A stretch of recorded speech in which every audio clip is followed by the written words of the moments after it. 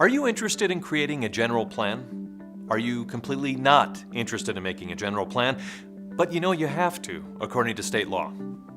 Do you even know what a general plan is?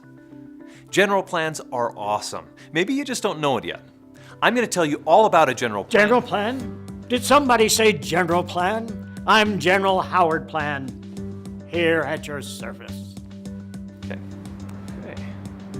Long before a building is built, there's a plan, a blueprint, if you will. I mean, you wouldn't start construction without one, right? Are you building a home for a family of 4 or a family of 6? Do you need 2 bedrooms, 2 baths, or 6? Now, as a planner, you wouldn't just stumble along with no plan for your city or town, right? We know we're going to grow. In fact, Utah is among the fastest growing states in the nation. So how are you going to plan for that growth? Will your city or town go to the north, to the south, the east, or west?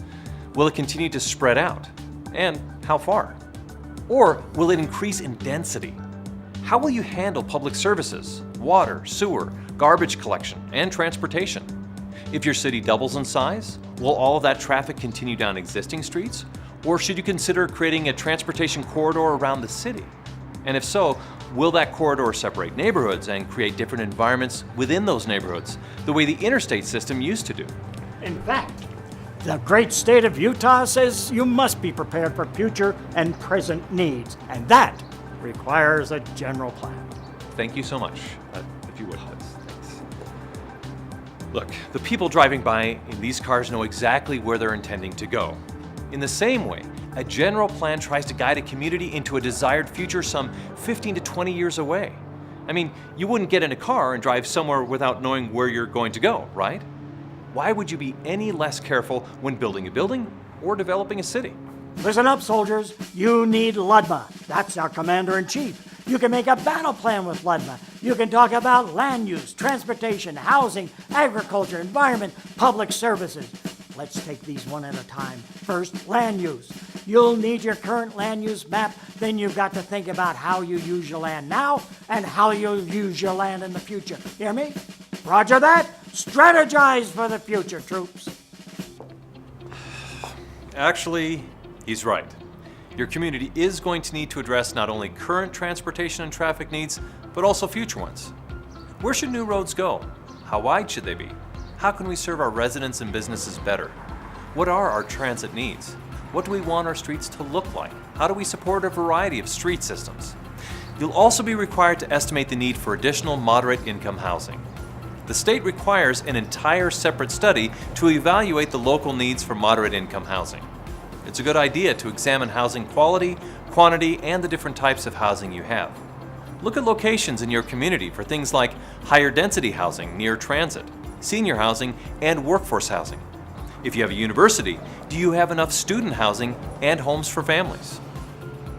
For the agricultural element of your general plan, you'll need to identify and consider each agriculture protection area. Remember, it's state law. The community has to consider any agricultural land that has been designated as protection area. That's right. Most communities will want to discuss the long-term status of agricultural lands. Will they be developed or retained for future generations? Correct. You may need to put an environmental element in your general plan. This includes an examination of wetlands, steep slopes, landslide areas, fault lines, high water table areas, vegetation, contaminated soils, creek protection, Aquifer recharge areas. That's so right. It's all necessary to know for your community's future. For the public services and facilities element of your plan, you'll assess your community's need for sewer, culinary water, secondary water, and stormwater systems. Outline your community's storage and treatment needs and techniques to reduce the amount of stormwater. One way to approach this is to use your population projections, which you can get from the state or your association of government. Look at these projections and use them to base your needs for storage and treatment. And don't forget to assess the need for power, gas, broadband access, police, fire, and education services. You may have areas of your community that need to change, or even areas where you'd like to preserve the character of a neighborhood. If so, you're going to want to include a rehabilitation, redevelopment, and conservation element in your plan. We're talking plans and programs for historic preservation, or ways to redevelop the land, including housing, business, industrial, and public building sites. The economic element of your plan offers an assessment of your current status. What you're trying to do is demonstrate how your local economy is structured and performing. What needs to change? How can you plan both physically and financially to positively grow the community? Cha-ching! And by the way, this effort can keep taxes lower in your community. I was going to say that. Finally, you're going to want to look at your community as part of a greater region and see what trends are occurring there, especially regarding the regional transportation plan or demographic and economic changes that may influence the future. Now, how do you make all this happen? Well, the Planning Commission works on all these elements and holds many community meetings for input.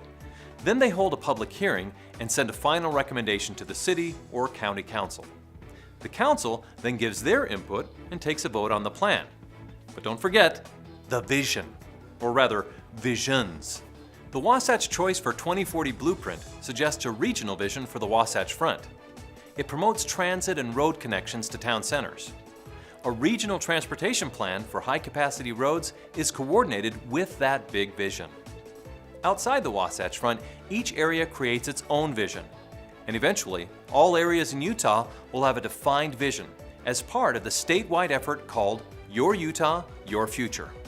Well, it is your Utah and your future. It's everyone's future. And that's why a consensus-based community vision is also a critical part of this process. As all of the elements come together, you're creating a vision for the future, under the guidelines of LUDMA, the Land Use Development Management Act, and your own zoning ordinances. The process helps define where the community needs to go and what the community wants to be. The vision you create in your general plan becomes a guiding statement that provides a standard for making future decisions about land use. I like to think of it as a practical vision for the future. What do you want your community to be? And how can you get there? Recommendations for implementing any and all portions of the general plan elements are essential for the plan to be an effective document. This may be the most important part of the plan, the action plan, troops, so don't forget it. Carry on. I think I will. Practical, implementable strategies for each of the elements you discuss in your general plan may be difficult to generate, but without them, your community won't have adequate direction to help it achieve its goals for the future. There are many more resources on this website to help you start your journey in creating your plan. So go, be awesome, define your collective future with your general plan. Did somebody say general plan?